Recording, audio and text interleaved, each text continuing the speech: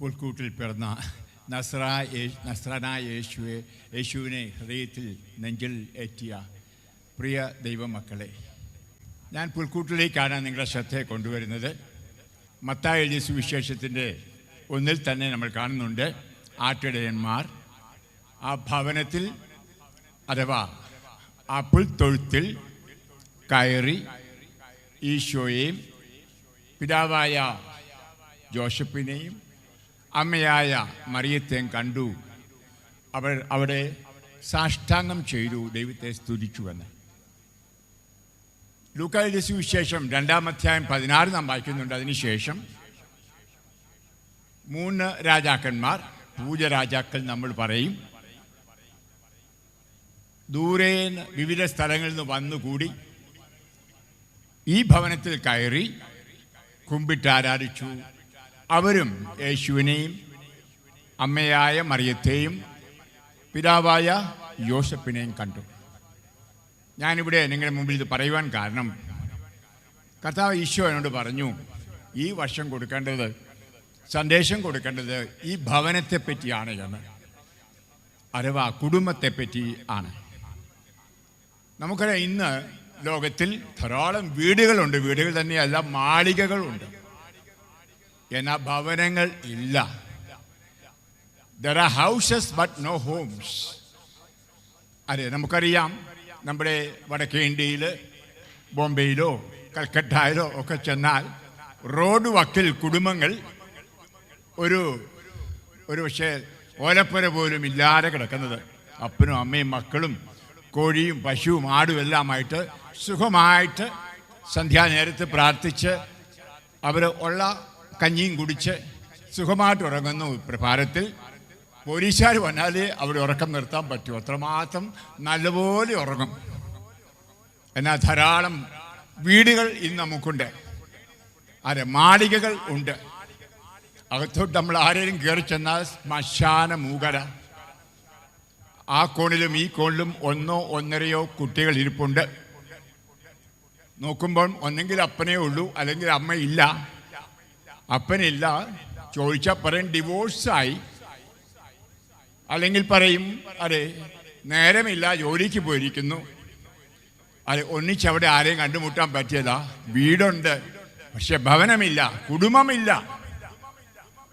അതെ, നമ്മൾ കാണുന്നു 1 യോഹന്നാൻ 4-ാം അധ്യായം 16 വചനത്തിൽ, ദൈവം സ്നേഹമാകുന്നു, സ്നേഹത്തിൽ വസിക്കുന്നവൻ ദൈവത്തിലും ആ ദൈവം അവനിലും വസിക്കുന്നു. സ്നേഹമുള്ള കുടുംബമാണ് നമ്മൾ ആ പുൽക്കൂട്ടിൽ നോക്കുമ്പോൾ കാണുന്നത്. അതെ, അവർക്കും വീടില്ലായിരുന്നു, എന്നാൽ ഒരു ഭവനമുണ്ട്, ഒരു കുടുംബമുണ്ട്. പ്രിയമുള്ളവരെ, പൗലോസ് 6-ാമൻ മാർപ്പാപ്പ 1979 പറയുകയുണ്ടായി, തിരുസഭയിൽ എവിടെയോ ഒരു വിള്ളലുണ്ടായി. തൽഫലമായി സാത്താൻ്റെ പുക സഭയിൽ കടന്നു വന്നിരിക്കുന്നു. അതിനെ പുരസ്കരിച്ച് എൻ്റെ ചിന്ത പോയതല്ല, സാത്താൻ്റെ പുക ഇന്ന് കുടുംബത്താണ് വന്നിരിക്കുന്നത്, ചില സുഷിരങ്ങളിലൂടെ. എന്താണ് ആ സുഷിരത്വം? ഒരു പക്ഷെങ്കിൽ മതനിരക്ഷേപത, ഭൗമികവാദം, ആപേക്ഷിക സിദ്ധാന്തം, യുക്തിവാദം, നിരീശ്വരവാദം, മിതവാദം, ആധുനികവാദം, ഇങ്ങനെ പോകുന്നു. വിവിധ തരത്തിലുള്ള പുതിയ അറിവുകൾ, ലൗകികമായ അറിവുകൾ, ദൈവികമായ അറിവുകളല്ല. ഇതെല്ലാം വന്നിട്ട് എന്തു പറ്റി? ഭവനത്തെ മറച്ചിട്ടു. നമുക്കറിയാം, ഏതൊരു സമൂഹത്തിൻ്റെയും, രാഷ്ട്രമാവട്ടെ, തിരുസഭയാകട്ടെ, ഏതൊരു മതവുമാകട്ടെ, അതിൻ്റെ അടിസ്ഥാനം കുടുംബമാണ്. എന്നാൽ യേശുവിൻ്റെ ശത്രുവായ, നമ്മുടെ ശത്രുവായ സാത്താൻ അവൻ്റെ രീതിയിലൂടെ കടന്നു വന്ന് ദൈവത്തിൻ്റെ ഈ പദ്ധതിയെ തകർക്കുന്നതാണ് ഇന്ന് നാം കണ്ടുകൊണ്ടിരിക്കുന്നത്.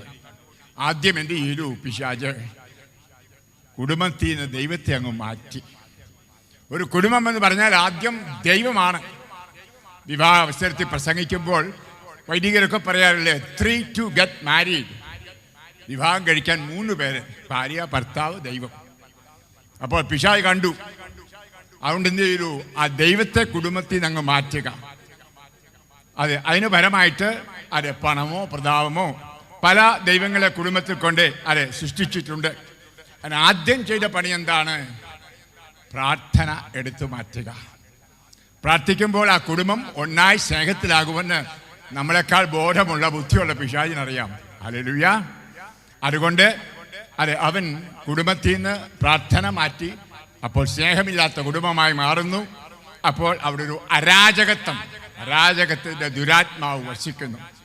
നമ്മൾ 2 തെസ്സലോണിയൻസ് അധ്യായം 2:7 പറയുന്ന പോലെ ഇപ്പോൾ തന്നെ അരാജകത്വത്തിന്റെ ദുരാത്മാവ് പ്രവർത്തന നിരതമാണ്. Hallelujah, hallelujah.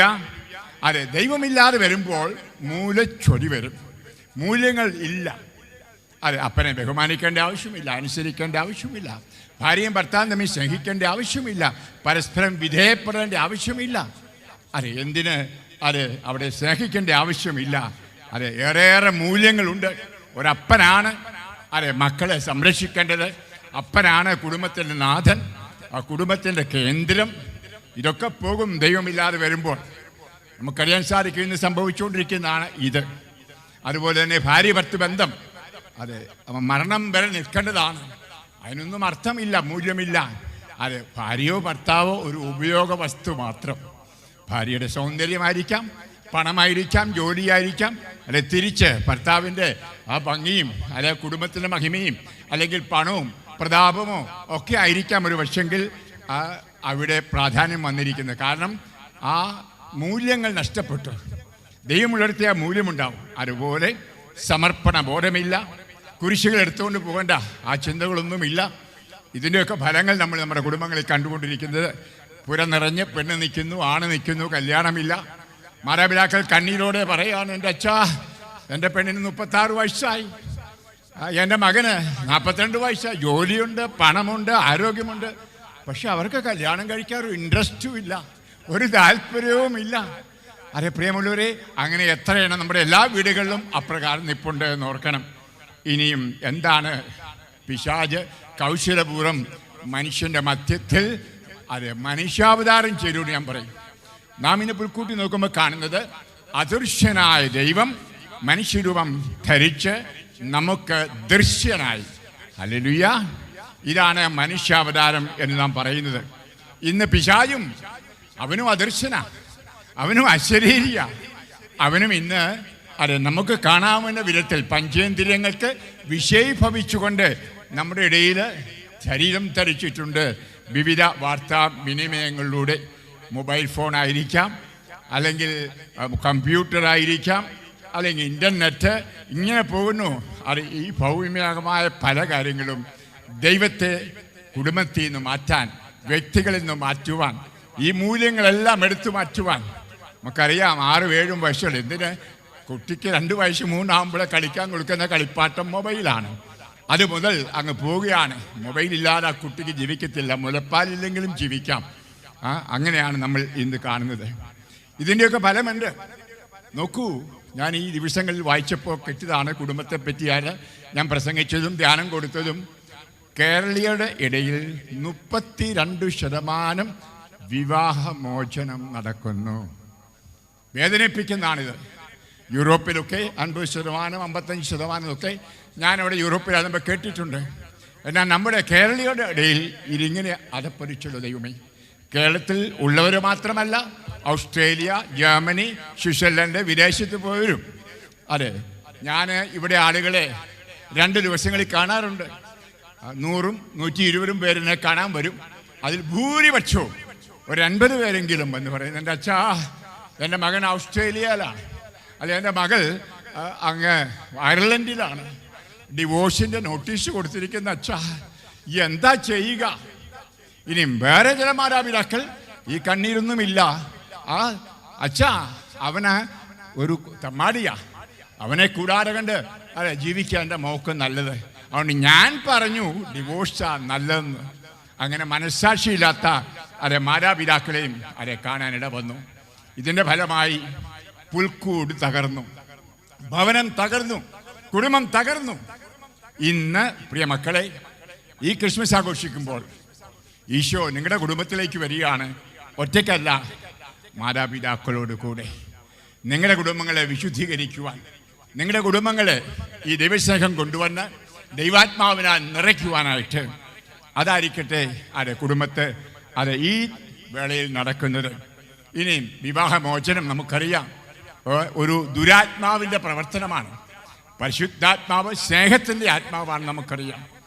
പരിശുദ്ധാത്മാവ് നമ്മുടെ ഹൃദയത്തിലേക്ക് സ്നേഹം വാരി ഒഴുക്കുന്നു. റോമാക്കാർക്ക് ലേഖനം അധ്യായം 5:5 നിങ്ങൾക്കെല്ലാം അറിയാം. ഇനിയും ആ സ്നേഹത്തിലൂടെ ഭാര്യ ഭർത്താക്കന്മാർ ഒന്നായി സ്നേഹത്തിൽ ജീവിക്കുന്നു. അതാണ് വിവാഹമെന്ന കൂടാശയിൽ സംഭവിക്കുന്നത്. ഭാര്യയും ഭർത്താവും കരങ്ങൾ കോർത്ത് ഒന്നായി അൽത്താരുടെ മുമ്പിൽ, അതായത് കർത്താവായ ദൈവത്തിന് മുമ്പിൽ നിൽക്കുമ്പോൾ, മരണം വരെ എന്തെല്ലാം പ്രശ്നങ്ങളും പ്രതിസന്ധികളും ഉണ്ടായാലും ഞങ്ങൾ ഒന്നായി നിന്നുകൊള്ളാമെന്ന് പറയുമ്പോൾ പരിശുദ്ധാത്മാവ് വന്ന് അവരെ ഒന്നാക്കുന്നു. കർത്താവ് ദൈവം അവരോട് പറയുന്നു, ഇനി നിങ്ങൾ രണ്ടല്ല ഒന്നാണ് എന്ന്. ഇനിയും നമുക്ക് ആ പുൽക്കൂട്ടിലേക്ക് നോക്കാം. ജോസഫിന് കാരണമുണ്ടായിരുന്നു ഭാര്യയെ ഉപേക്ഷിക്കാൻ. നമ്മൾ കേട്ടു, അവൻ ഉപേക്ഷിക്കാൻ തീരുമാനിച്ചു. നല്ല കാരണമുണ്ട്. എന്ത്? ഭാര്യ ഗർഭിണിയായിരിക്കുന്നു. അവൻ ചിന്തിച്ചില്ല അങ്ങനെ സംഭവിക്കുമെന്ന്. ധാരാളം മതിയായിരുന്നു ഉപേക്ഷിക്കുവാൻ. പരസ്യമായിട്ട് ഉപേക്ഷിക്കാമായിരുന്നു, കല്ലെറിയാൻ അവരുടെ നിയമപ്രകാരം ഏൽപ്പിക്കാമായിരുന്നു. കാരണം അവിവാഹിതയായ ഒരു സ്ത്രീ അഥവാ ഭാര്യയും ഭർത്താവും തമ്മിൽ സംയോഗത്തിൽ ആകുന്നതിന് ഇടയ്ക്കോ അല്ലെങ്കിൽ അതിന് മുമ്പ് കുട്ടിയുണ്ടാകുന്ന സ്ത്രീയെ കല്ലെറിഞ്ഞു കൊല്ലണം എന്നാണ് നിയമം. ഒരു ഭാഷ പറഞ്ഞാൽ വ്യഭിചാരിയെ കല്ലെറിഞ്ഞു കൊല്ലണം. അത് നിയമപുസ്തകത്തിൽ എഴുതിയിട്ടുണ്ട്. പരസ്യമായിട്ട് അത് ചെയ്യാമായിരുന്നു. ഇവിടെയാണ് നമ്മൾ കാണുന്നത്, സ്വപ്നത്തിൽ മാലാഹ വന്നു. പ്രിയ പുരുഷന്മാരെ, എൻ്റെ വലതുവശത്തിരിക്കുന്നു, ഒന്ന് ആലോചിച്ച്, നിൻ്റെ ഭാര്യ ആരുപോലും വല്ലാത്ത സമയത്ത് ഒരു ഗർഭിണിയായി കഴിയുമ്പോൾ നിങ്ങൾ ആ പാടെ വിയർത്ത് കുളിച്ച് കട്ടിലേക്ക് കിടക്കുമ്പോൾ ഒരു സ്വപ്നം കണ്ടു. ആ സ്വപ്നത്തിൽ നിങ്ങളിങ്ങനെ സന്ദേശം കിട്ടിയാൽ നിങ്ങൾ പറയും, അത് വെറും സ്വപ്നമായിരുന്നു. ആരായിരുന്നു സ്വപ്നം വിശ്വസിക്കുന്നത്? ഇത് വെറും സ്വപ്നമല്ലായിരുന്നു, ദൈവിക സ്വപ്നം. അവൻ ദൈവത്തിൻ്റെ സ്നേഹമുള്ളൊരു വ്യക്തി, വിശ്വാസമുള്ളൊരു വ്യക്തി, മാന്യൻ ആയിരുന്നു. അവൻ ജെന്റിൽമാൻ സെയിന്റ് എന്ന് പറയും. മാന്യനായ ഒരു പുണ്യവാനായിരുന്നു ഔസേപ്പ്. അതുകൊണ്ട് ആ ദൂത് സ്വീകരിക്കുകയാണ്. താൻ തീരുമാനിച്ച ആ വിവാഹമോചനം വേണ്ട എന്ന് വെച്ചു. ഇവിടെയാണ് മനസ്സാക്ഷി വേണ്ടത് മക്കളെ. ഞാൻ പല പ്രസംഗങ്ങളിലും പറഞ്ഞു, ഞാൻ യൂറോപ്പിലൊക്കെ പോകുന്നു. ഇന്നും എന്നോട് ഒരാൾ പറഞ്ഞു, അച്ഛൻ എന്തിനാ ഈ ഇടയ്ക്കിടയ്ക്ക് യൂറോപ്പിൽ പോകുന്നു, ഇവിടെ നിന്നാൽ പോരെ. ഉണ്ട്, അവിടെ വിതയ്ക്കുന്ന ആ വിത്ത് അത് വളരുന്നു, ഫലം പുറപ്പെടുവിക്കുന്നു. ഇത് നമ്മുടെ കേരളക്കരയെ കാണാൻ പ്രയാസമാണ്. നിങ്ങൾക്കറിയത്തില്ലെങ്കിൽ ഞാനിവിടുന്ന് പോയതിനു ശേഷം യൂറോപ്പിൽ പ്രസംഗിച്ചതിന് ഫലമായിട്ട് എനിക്കറിയാവുന്ന എൻ്റെ ലിസ്റ്റിൽ 3000-ഓളം ഇതുപോലെ വിവാഹമോചനം കോടതിയിൽ മേടിച്ചവരെ ആത്മാവിൽ പ്രചോദിതരായി പരസ്പരം രമ്യപ്പെട്ട് രണ്ടുപേരും കൂടെ കോടതിയിൽ ചെന്ന് അത് അസാധുവാക്കി, റദ്ദാക്കി, ഒന്നിച്ച് സ്നേഹിച്ച് ജീവിക്കുന്നു. Hallelujah, hallelujah. ഇതുപോലെയാണ് നമുക്ക് മാറ്റങ്ങൾ സംഭവിക്കേണ്ടത് മക്കളെ. നമ്മുടെ കുടുംബങ്ങൾ എത്രയോ പേരിങ്ങനെ ഡിവോഴ്സിസ്റ്റായിട്ട് നടക്കുന്നു. പിന്നെ പല മുഖം മൂടിയൊക്കെ ധരിച്ച് പാട്ടും പാടിയോ അല്ലെങ്കിൽ പ്രസംഗിച്ചോ വരദാനങ്ങളൊക്കെ ആയിട്ട് പലരും കരിസ്മാറ്റിക് ഗ്രൂപ്പുകളും കടന്നുകൂടിയിട്ടുണ്ട്.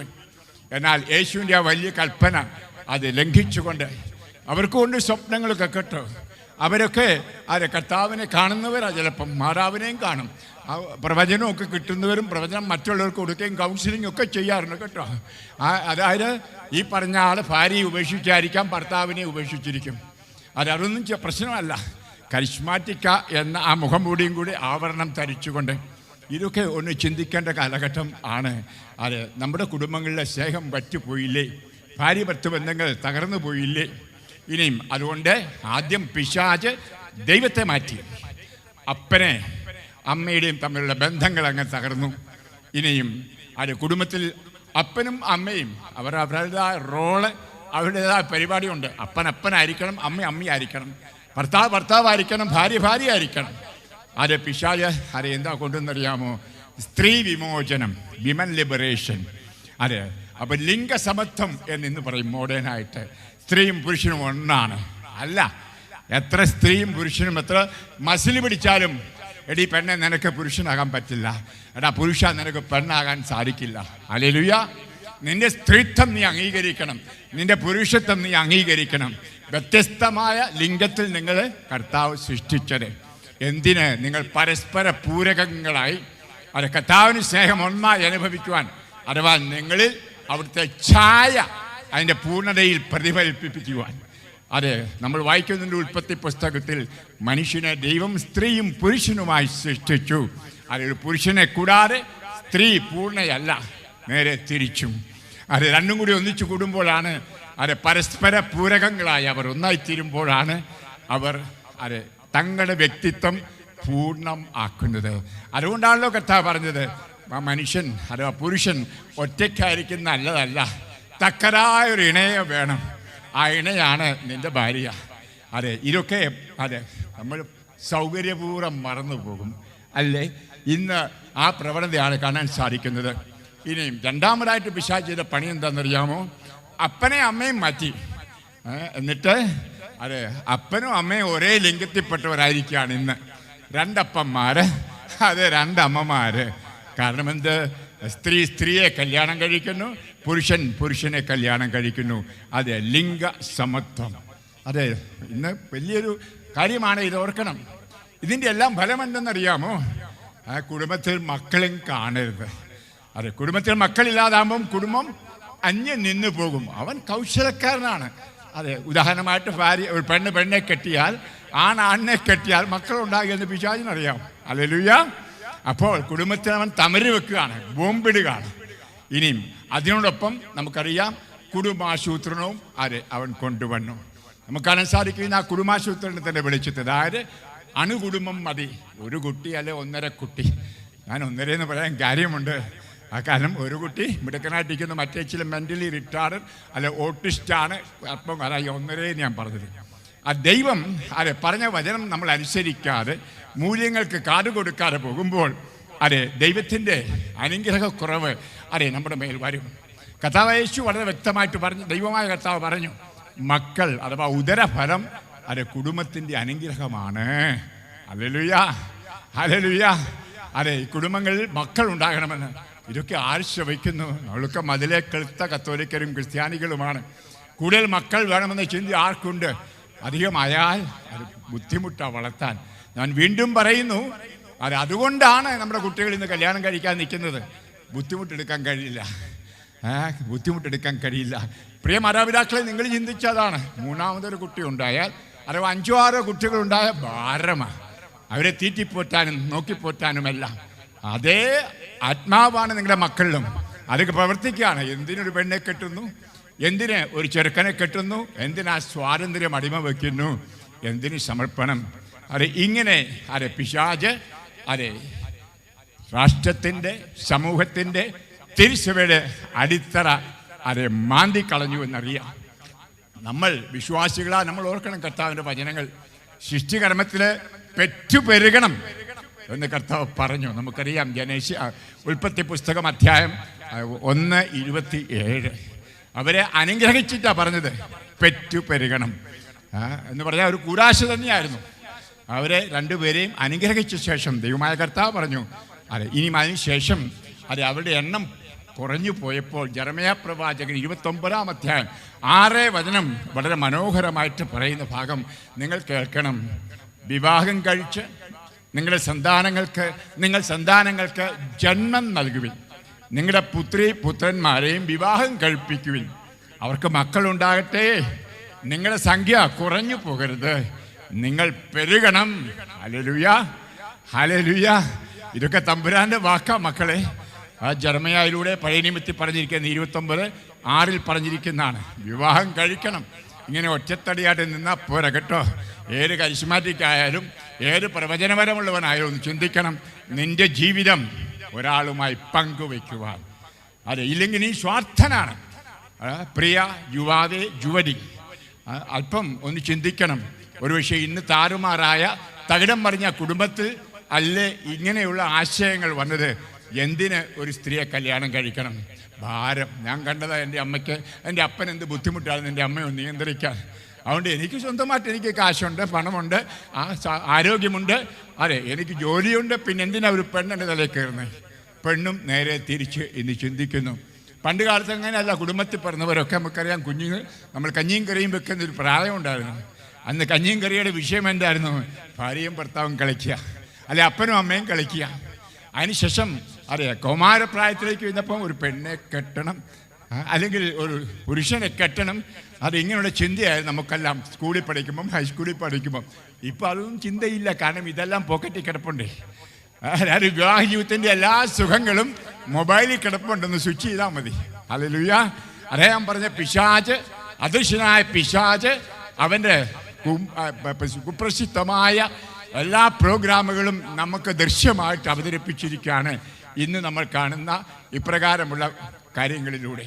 അതുകൊണ്ട് അവർക്ക് വിവാഹം വേണ്ട, അല്ലെങ്കിൽ ഒന്നിച്ച് ജീവിതം വേണ്ട, മക്കളും വേണ്ട. ഇതിൻ്റെ പരിണിതഫലം ആരാ ജയിക്കുന്നത്? അത് പിശാച്. അത് പിശാചാണ് ജയിക്കുന്നത്. പ്രിയമുള്ളവരെ, ഇവിടെ നമ്മൾ ആത്മീയത അല്പം കൊണ്ടുവന്നേ മതിയാവും നമ്മുടെ കുടുംബ ജീവിതത്തിൽ. അത് ഈ ക്രിസ്മസ് വേളയിൽ അത് ഈശോയ്ക്കും മാതാവിനും ഔഷധപിതാവിനും ഒക്കെ സംസാരിക്കാനുണ്ട്. നിശ്ചയമായിട്ടും ഔഷധപിതാവിനൊന്ന് ചിന്തിക്കാമായിരുന്നു, ദൈവമേ, ഞാനറിയാതെ എൻ്റെ ഭാര്യ ഗർഭം ധരിച്ചതാ, എവിടെയെങ്കിലും ഒരു ക്ലിനിക്കിൽ കൊണ്ടുപോയി കളഞ്ഞാലോ, ഭ്രൂണഹത്യ. ഇന്നതൊന്നും വേണ്ട, എന്ത് സുലഭം, എത്രയോ പേർ ഭ്രൂണഹത്യ നടത്തുന്നു. അതെ, അത് കുരുതിയാണ്. കുഞ്ഞുങ്ങളെ, പിഞ്ചോമനകളെ കുരുതി കൊടുക്കുകയാണ്, കൊലപാതകമാണെന്ന് ഞാൻ ഓർക്കുകയാണ്. ഞാൻ ആ ഷെക്കീന ടെലിവിഷനിൽ കുടുംബത്തെപ്പറ്റി ധ്യാനം കഴിഞ്ഞ് ഏറെ പേർ ഫോൺ വിളിച്ചു പറഞ്ഞു, ഇന്നത്തെ കാലത്ത് ഇതിനെപ്പറ്റി ഒന്നും അച്ഛന്മാർ അച്ഛൻ്റെ പ്രസംഗം കേട്ടപ്പോൾ അറിയുന്നത് ഗർഭചിത്രം പാവമാണെന്ന്. അങ്ങനെ പറയുന്ന പുരുഷനോടും അതെ സ്ത്രീയോട് ഞാൻ പറയും, കള്ളൻ, കള്ളി, നിന്റെ ഉദരത്തിൽ പറഞ്ഞ ശിശുവിനെ നീ കൊന്നിട്ട് പറയാം അറിയത്തില്ലായിരുന്നു പാപമാണെന്ന്. മഞ്ഞാക്കളിച്ചൻ പറഞ്ഞപ്പോഴാ അറിയാൻ തുടങ്ങിയെന്ന്. എന്തെല്ലാം നമ്മൾ നുണകൾ. ഇതൊക്കെ മനസ്സാക്ഷി തന്നെ കുറ്റപ്പെടുത്തുന്നതാണ് ഇങ്ങനത്തുള്ള ചില പാപങ്ങൾ.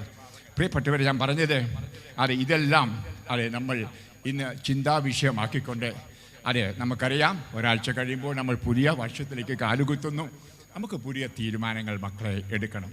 നമ്മുടെ കുടുംബത്തെ അതെ ഭദ്രമാക്കുക, കുടുംബത്തെ സ്നേഹത്തിൽ കെട്ടുറപ്പിക്കുക എന്ന തീരുമാനമെടുക്കണം.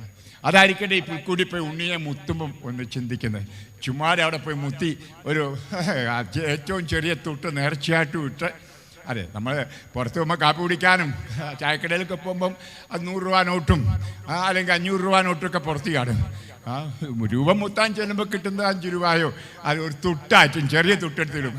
അതെ, അതിടുമ്പോൾ മക്കളെ മനസ്സാക്ഷിയെ ഒന്ന് ആത്മശോധന ചെയ്ത് നോക്കണം. എൻ്റെ കുടുംബത്തിലെ സ്ഥിതി ഇന്ന് എന്താണ്? ഞാനൊരു ഭർത്താവാണ്, ഞാനൊരു ഭാര്യയാണ്, ഒരു മകനാണ്, മകളാണ്. അതെ, ഞാൻ എൻ്റെ ഉത്തരവാദിത്തങ്ങൾ ചെയ്യുന്നുണ്ടോ? ഏറ്റവും വലിയ ഉത്തരവാദിത്തം സ്നേഹം. ഞാൻ എൻ്റെ അപ്പനെ അമ്മയും ബഹുമാനിക്കുന്നുണ്ടോ? ഞാൻ എൻ്റെ ഭാര്യയെ അതെ ഭർത്താവിനെ വിധേയപ്പെട്ട് സ്നേഹത്തിൽ ജീവിക്കുന്നുണ്ടോ? എൻ്റെ മാതാപിതാക്കൾക്ക് വേണ്ടുന്ന ശുശ്രൂഷകളും സ്നേഹവും ഞാൻ കൊടുക്കുന്നുണ്ടോ? ഇതൊക്കെ ആ രൂപത്തെ മുത്തുമ്പോൾ ഒന്ന് ചിന്തിക്കണമേ എന്നാണ് ഞാൻ പറയുന്നത്. നമുക്കറിയാൻ സാധിക്കും, കുടുംബമായിട്ടാണ് അത് അവിടെ ബെത്ലഹേമിലേക്ക് പോയത് ജനസംഖ്യയുടെ കണക്കൊടുക്കാൻ. അവരെപ്പോഴും ഒന്നായിരുന്നു, നമുക്കറിയാം. അതിനുശേഷം പാവം തച്ചപ്പണിയും ചെയ്ത ഔഷധപ്പ് കഴിഞ്ഞത്. ആ വീട്ടമ്മയായിട്ട് നമുക്കൊരു തച്ചപ്പണി ചെയ്ത് എന്നാ കിട്ടുമെന്ന്. വലിയ കുബേരമായ മാളികയൊന്നുമില്ല. ഇന്നിപ്പോൾ എല്ലാവർക്കും വിദേശത്ത് വേണം പോകണം. പ്രാർത്ഥനയുടെ മുഖ്യതോടാണല്ലോ. ഓസ്ട്രേലിയയിലേക്ക് പോകണം, ജർമ്മനിക്ക് പോകണം, പൈസ ഉണ്ടാകണം, മാളിക പണി. എത്ര മാളിക ഇവിടെ കിടക്കുന്നത്, വീടുകളാണ് കിടക്കുന്നത് ശൂന്യമായിട്ട്. അത് പറയുന്ന ദേശീയ പ്രവാചകൻ 5-ാം അധ്യായത്തിൽ വീടോട് വീട് വെച്ച് സ്ഥലത്തോട് സ്ഥലം ചേർത്ത് അത് ജീവിക്കുന്നവർക്ക് ദുരിതം എന്ന്. ആ ദുരിതമാണ് നമ്മൾ ഇന്ന് കേരളക്കരയിലും കാണുന്നത്. ഇന്ന് നമ്മൾ നോക്കൂ, നമ്മുടെ മക്കളെല്ലാം പോയില്ലേ പുറത്ത്, അത് വീണ്ടും വീണ്ടും പോയിക്കൊണ്ടിരിക്കുകയാണ്. ഇവിടെ നമ്മൾ കാണുന്നത് ഒരു വംശനാശം തന്നെ നമ്മുടെ കുടുംബങ്ങൾക്ക്, നമ്മുടെ ജാതിക്ക്, സമുദായത്തിന് സംഭവിച്ചുകൊണ്ടിരിക്കുന്നു. ഇതെല്ലാം കാരണം കുടുംബം തകർന്നു. നമ്മുടെ പുൽക്കൂട് നേരെയാക്കണം, അത് നമ്മുടെ ഭവനം നേരെയാക്കണം. അതിന് ഈശോയോട് നമുക്ക് പ്രാർത്ഥിക്കാം. ഇപ്രകാരമുള്ള ചിന്താഗതികൾ നമ്മളെ സ്വാധീനിക്കാതെ നമ്മുടെ ഭവനത്തിൽ ഈശോ രക്ഷകനായി വാഴണം. ഈശോയുടെ ആദർശങ്ങൾ അവിടെ ഉണ്ടായിരിക്കണം. ഈശോയെ മുന്നിൽ കണ്ടുകൊണ്ട് ഭാര്യയും ഭർത്താവും ഒന്നായിരിക്കണം. അത് മക്കളും മാതാപിതാക്കളും ഒന്നായിരിക്കണം. അത് ചെറിയ ഈ വയസ്സനായ ഞാൻ 2-3 പോയിന്റുകൾ പറയുകയാണ്. ഈ പുതിയ വർഷത്തേക്ക് ക്രിസ്മസോടുകൂടി നമ്മൾ ഒരുങ്ങി കാലുകുത്തുമ്പം ചിന്തിക്കേണ്ടത് ഒന്ന്, അതെ കുടുംബത്തിലുള്ള എല്ലാവരുമായിട്ട് രമ്യപ്പെട്ടിരിക്കുന്നുവെന്ന് ബോധ്യപ്പെടുക. അഥവാ കുടുംബത്തെ എല്ലാവരെയും സ്നേഹിക്കുന്നുണ്ട് എന്ന് ഉറപ്പുവരുത്തുക. ആത്മശോധന. ഞാനും എൻ്റെ ഭാര്യയും, എൻ്റെ അപ്പനും അമ്മയും, എൻ്റെ സഹോദരങ്ങളും, പിന്നെ വലിയ കുടുംബത്തിലെ ചേട്ടാനിയന്മാർ തമ്മിൽ, അവരുടെ മക്കൾ തമ്മിൽ, അത് സ്നേഹത്തിലാണ് എന്നുറപ്പ് വരുത്തൂ. അത് രണ്ടാമതായിട്ട്, ആഴ്ചയിൽ ഒരിക്കലെങ്കിലും ഒരു കുടുംബത്തെ സന്ദർശിക്കുക. സ്വന്തത്തിൽപ്പെട്ടതായിരിക്കാം, ബന്ധത്തിൽപ്പെട്ടതായിരിക്കും, ഒന്ന് സന്ദർശിക്കുക കുടുംബങ്ങൾ തമ്മിൽ. ഇന്ന് ഈ കോവിഡൊക്കെ കഴിഞ്ഞ പ്രത്യേകിച്ച് ആരും അയലോക്കംകാരെ അറിയുന്നില്ല. ഹല്ലേലൂയ. അയലോക്കത്തൊരാൾ ചത്താൽ പോലും ഒരു പക്ഷേ പള്ളിയിലെ പാട്ട് കേൾക്കുമ്പോൾ അറിയുന്നത്, അല്ലെങ്കിൽ അറിയുന്നില്ല. പ്രിയമുള്ളവരെ, നമ്മൾ പരസ്പരം അറിയാതെ കഴിയുന്നു. അതുകൊണ്ട് കുടുംബങ്ങൾ വല്ലപ്പോഴും സന്ദർശിക്കുക. മൂന്നാമതായിട്ട് എനിക്ക് പറയാനുള്ളത്, ഹെൽപ്പ് എ ഫാമിലി. ഒരു കുടുംബത്തെ സഹായിക്കൂ. നിങ്ങൾക്ക് ഇവിടെ ഇപ്പോൾ എന്നെ കേൾക്കുന്ന ഭൂരിപക്ഷം പേർക്കും വേണമെങ്കിൽ ഒരു പാവപ്പെട്ട കുടുംബത്തെ മാസം തോറും ഒരു തുക മാറ്റിവെച്ച് സഹായിക്കാൻ പറ്റും. നമുക്കറിയാം, നമ്മുടെ കുടുംബത്തിൽ ഉണ്ണീശോയെ കൊണ്ടുവരാൻ ഒരു മാർഗം അതാണ്. ഈശോ പറഞ്ഞെന്താണ്? നിങ്ങൾ എപ്പോഴെല്ലാം എളിയവരായവർക്ക് എന്ത് ചെയ്തു, അതെല്ലാം എനിക്കാണ് ചെയ്തത് എന്ന്. ഹല്ലേലൂയ. എങ്കിൽ എളിയവരായ പാവപ്പെട്ട വീട് വെക്കാനായിട്ട് പണമില്ലാത്തവർ, ഒരു 3 സെൻറ്റ് സ്ഥലം മേടിക്കാൻ കഴിവില്ലാത്തവർ, ഒരുപക്ഷെ പെര ചോരുന്നുണ്ട്, അതൊന്ന് മറയ്ക്കാനായിട്ടുള്ള ഓല മേടിക്കാൻ, അല്ലെങ്കിൽ ഇപ്പോൾ ഓലല്ല ഓടോ അല്ലെങ്കിൽ ഏതെങ്കിലും മറയ്ക്കാൻ പറ്റാത്തവർ എത്രയോ പേർ നിങ്ങൾ താമസിക്കുന്ന ചുറ്റുമുണ്ട്.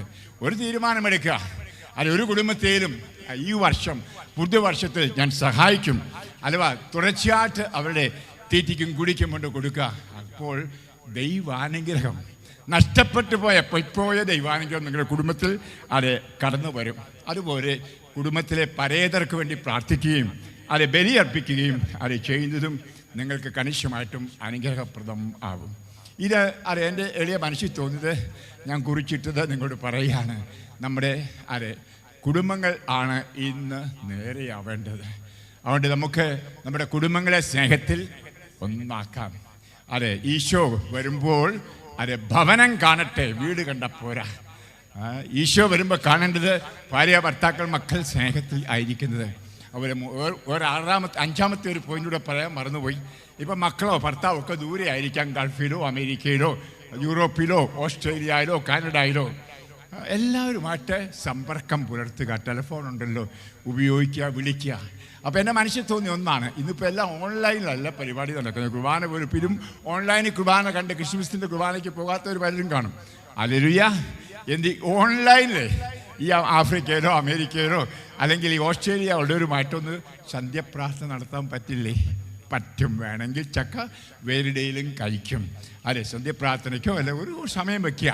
അവിടെ ഉള്ളവരെ കൂടെ കൂട്ടി യോജിപ്പിച്ചുകൊണ്ട് മൊബൈൽ കൈപ്പിടിച്ചുകൊണ്ട്, മൊബൈൽ ഒത്തിരി ദുർവിനിയോഗിച്ചു, ഇനി നമുക്ക് ഉപയോഗിക്കാം മക്കളെ. ഒരു കൊന്തയല്ല നാട്ടെ. അപ്പം നിങ്ങൾ 3 പേരേ ഉള്ളൂ വീട്ടിൽ, 2 പേരേ ഉള്ളൂ, അപ്പനും അമ്മയേ ഉള്ളൂ, മക്കൾ 3 പുറത്താണ്.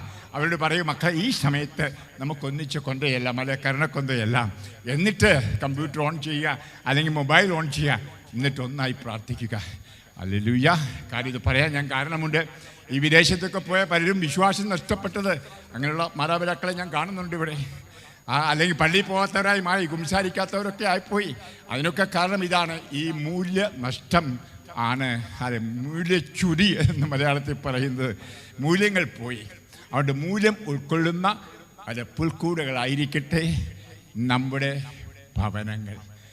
നമുക്ക് ഈശോയോട് പ്രാർത്ഥിക്കാം അപ്രകാരം ഉള്ള ഭവനങ്ങളായി മാറുവാനും, അങ്ങനെ ഭവനങ്ങളിൽ ധാരാളം കുട്ടികളുണ്ടാകുവാനും, നമ്മുടെ പ്രായപൂർത്തി കഴിഞ്ഞവർ വിവാഹം കഴിക്കുവാനും, അങ്ങനെ നമ്മുടെ കുടുംബങ്ങൾ നിലനിന്നുകൊണ്ട് 2000 കൊല്ലം പഴക്കമുള്ള നമ്മുടെ തിരുസഭ, കേരളത്തിലെ സഭ നിലനിൽക്കുന്നതിന്, ഇന്ത്യയിലെ വിശ്വാസികളുടെ എണ്ണം കൂടുന്നതിനുമെല്ലാം ലക്ഷ്യം വെച്ചുകൊണ്ട് ഈ ചെറിയ എളിയ ദാസിൻ്റെ സന്ദേശങ്ങൾ ഉൾക്കൊള്ളുക.